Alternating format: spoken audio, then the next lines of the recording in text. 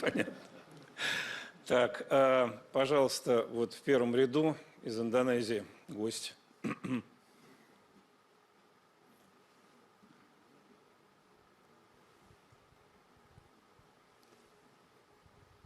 Thank you. Mr. President, I like your speech so much because I think your speech really bring the spirit of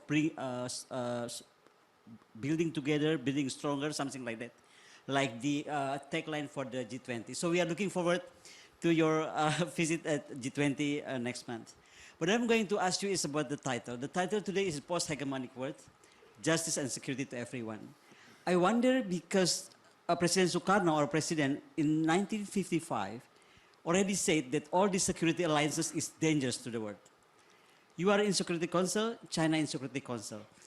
Do you think you and China can just file this issue of, wipe out NATO, AUKUS, the Quad, of five-power defense arrangement, everything about it together? Is that possible?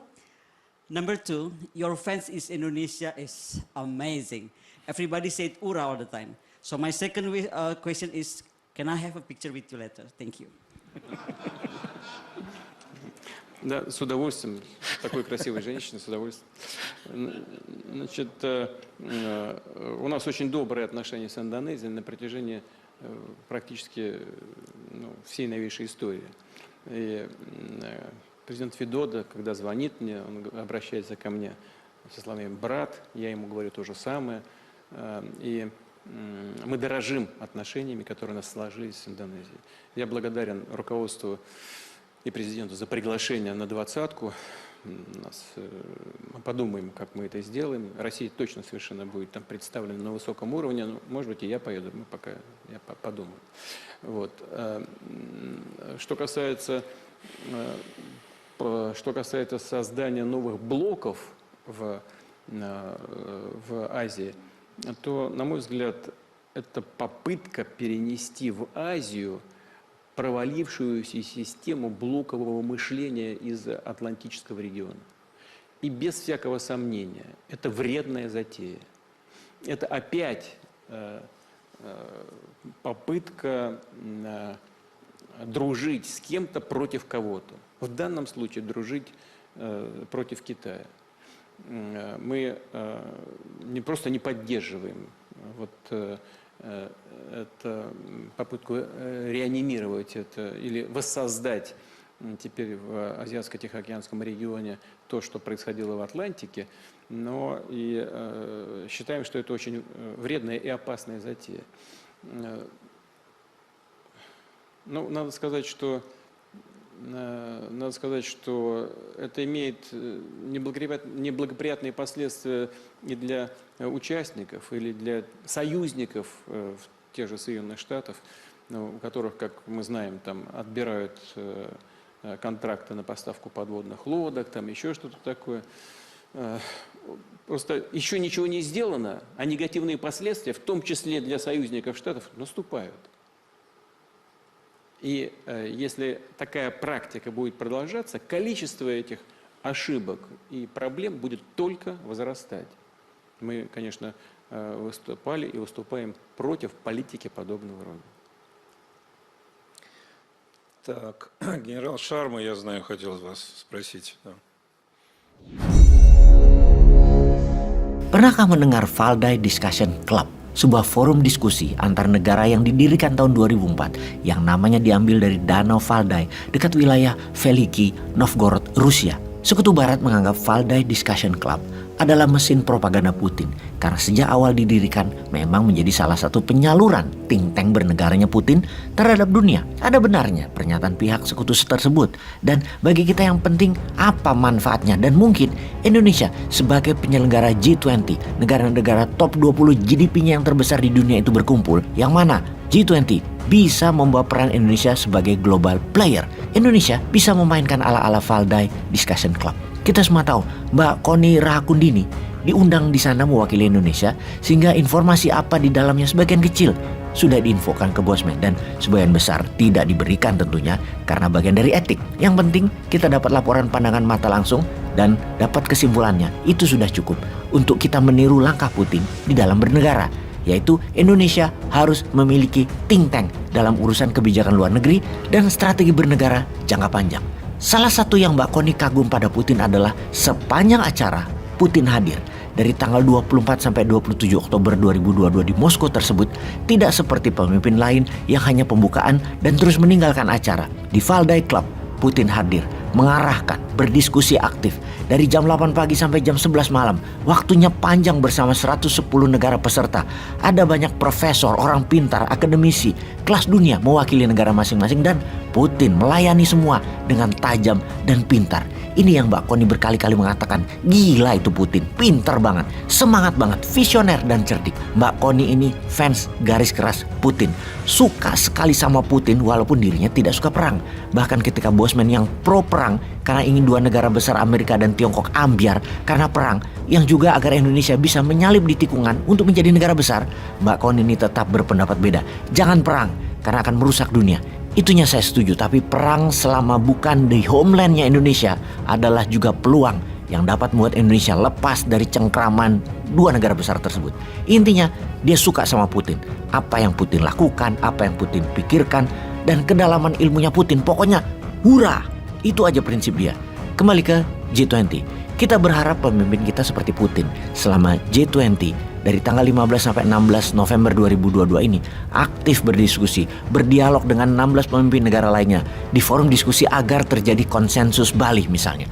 Jangan sampai hanya kumpul-kumpul, tidak ada kesepakatan bersama, tidak ada resolusi, tidak ada gebrakan, tidak ada wacana atau tindakan baru.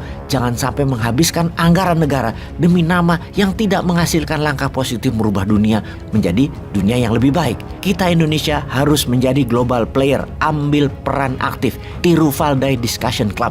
Kita bantu sedikit informasi apa tema dan resolusi dalam diskusi di Valdai Club dari tahun ke tahun. Kita ambil beberapa, ini semua tujuannya agar menjadi ide. Di tahun 2014 misalnya, temanya adalah The World Order, New Rules or a Game Without Rules. Kemudian tema Valdai Discussion Club berikutnya adalah Creative Destruction.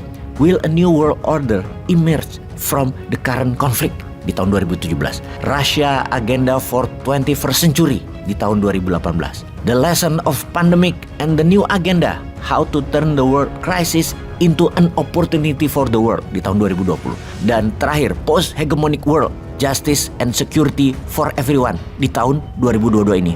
Ada yang menarik dalam tema di tahun 2022 ini, yaitu A Post Hegemonic World, yang bisa diartikan secara sederhana era setelah polisi dunia, The World Order, Amerika maksudnya, akan membuat hukum menjadi adil dan membuat dunia menjadi aman untuk semua manusia. Adanya World Order oleh hegemoni Barat tidak membuat adil dan kemakmuran selama ini. Pembantaian ada di mana-mana terjadi dalam 70 tahun terakhir. Dirampok lawan-lawan negara hegemonik, digulingkan banyak pemimpin yang menentang hegemonik dengan alasan dibuat-buat oleh Barat. Seperti mereka mengatakan pemimpin yang korup, jahat, padahal mereka pemimpin yang tadi digulingkan adalah menjalankan nation interest negara masing-masing dan pastinya tidak nurut hegemoni, tidak nurut Amerika. Seperti Fidel Castro Kuba, Augusto Pinochet Chili, Khomeini Iran, Saddam Hussein Irak, Gaddafi Libya, Kim Jong-un Korea Utara, dan banyak lagi negara-negara dikonfront langsung. Namun yang lebih parah, ada juga negara-negara yang tidak diserang langsung tapi diambil kekayaan negaranya. Ini parah banget. Negara-negara lemah tersebut dikendalikan dengan misalnya dijadikan negara demokrasi, kemudian mulai mengarahkan pemimpin yang jadi adalah dipilih pemimpin yang menjadi boneka sekutu. Sebuah negara didesain peraturannya, undang-undangnya diatur, medianya diatur oleh Barat, oleh sekutu. Semua di framing, diarahkan, dibatasi, diatur. Harus pakai dolar, harus hutang dolar, harus pakai Swift transfer dolar, harus segini harga minyak, harus segini harga batu bara, segini harga pangan, harus pakai vaksin, harus bayar ini itu, harus ikut PBB, harus ikut IMF. Semua dikotak-kotakan, disegregasi, dikontenkan, dipecah-pecah. Ini sudah berjalan 70 tahun yang namanya World Order oleh pihak Barat. Dalam diskusi di Valdai Discussion Club tahun ini, Putin menekankan bahwa hegemoni Barat harus disudahi. Bagi kita, terutama Mbak Koni, yang sebelum berangkat ke Moskow kita diskusi panjang bahwa kita sepakat semangat apa yang Putin katakan tersebut adalah menjalankan semangat Konferensi Asia Afrika Bandung di tahun 1955. Dan inilah hebatnya Mbak Koni. Dialah yang menyatakan hal ini ke Putin di forum Valdai Club yang kita pun pasti sangat setuju. Soekarno di tahun 1955 dalam konferensi Asia Afrika mengatakan bahwa fakta pertahanan atau aliansi pertahanan antar negara sebaiknya dibubarkan saja. Adanya fakta pertahanan adalah sumber petaka perang di dunia ini. ASEAN punya SEATO, Fakta Pertahanan ASEAN, NATO, Fakta Pertahanan Atlantik Utara, dengan lawannya Fakta Warsawa. Dan ketika Fakta Pertahanan Blok Soviet bubar bersama runtuhnya USSR 1991, harusnya NATO bubar karena tidak ada lagi ancaman komunisme. Malah NATO masih berdiri dan malah menambah 15 negara ex-Soviet menjadi membernya. Dan ngamuklah Putin. Karena NATO mulai mendekati Rusia. Batas terakhir NATO dengan Rusia ada di Finlandia, Belarus, dan Ukraina. Belarusia di tangan Rusia. Ukraina dengan semangatnya mau join NATO karena Zelensky memang orangnya barat. Ya dihajar Putin lah. Amerika lalu juga membuat kuat Australia, India, Jepang, dan Amerika. Buat Asia Pasifik hingga Samudra Hindia. Dan ada beberapa lagi fakta pertahanan yang Amerika buat di beberapa wilayah. Inilah World Order versi Barat. Versi Amerika yang ditentang Putin dalam tema diskusi di Valdai Club. Putin pimpin langsung diskusinya, meyakinkan delegasi bahwa sebaiknya era post-hegemoni harus segera selesai. Bagi Indonesia, itulah semangat konferensi Asia Afrika yang diusung oleh Pak Karno, Presiden pertama Indonesia. Dan di tahun ini, G20 harus ada kesepakatan kelas dunia seperti konferensi Asia Afrika yang menjadi pondasi kuat non-blok. Aslinya semangat bangsa Indonesia yang mencintai kedamaian namun selalu siap perang. Civis pacem parabellum. Kita berharap pemimpin kita memimpin langsung diskusi di G20 seperti Putin di Valdai Discussion Club. Aktif selama 2 hari dalam forum diskusi dan arahkan bahwa dunia harus menjadi terbaik, lebih baik dari saat ini. Misalnya, MMT boleh dipakai semua negara, jangan hanya Amerika dan Tiongkok saja yang pakai MMT. Bubarkan aliansi pertahanan seluruh dunia, recover together, efek pandemi COVID, dan paksa war Ukraina selesai dengan NATO dibubarkan dan Rusia mundur dari Ukraina. Semua negara transaksi pakai mata uang masing-masing dalam transaksi bilateral. Gunakan emas sebagai underlying mata uang semua negara termasuk dolar. Bagaimana? Bisa kan? Kayak gitu dong.